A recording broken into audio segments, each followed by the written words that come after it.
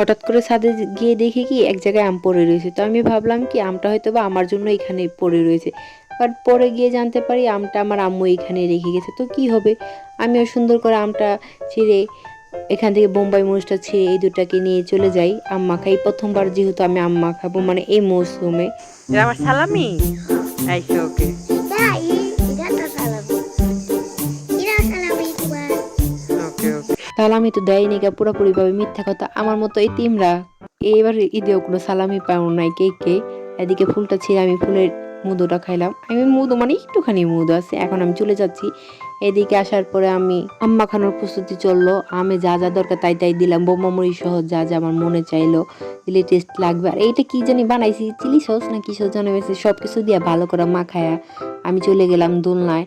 দোলনায় বসে বসে খাবো আর আম খাবো। কত মাস বছর পর খাইতেছি।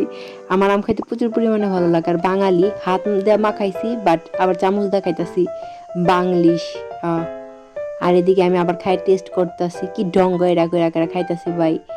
খায়া বললাম চুকা মুকা মিষ্টি ভাই কি হয়েছে বুঝি না, বাট পারফেক্ট হয়েছে। নিজের রান্নার কি কই, নিজের খাবার নিজেই প্রশংসা করতেছি। এদিকে আমার বোন একটু ফাইজলামি করতেছিল, তাই ভাবলাম আমার ফাইজলামিটাকে কমানো যায় কি করে। ওর মুখে দিলাম। এদিকে ওর রিয়াকশনটা দেখে ভাবতেছেন যে খুবই মজা হয়েছে, বাট এরকম না।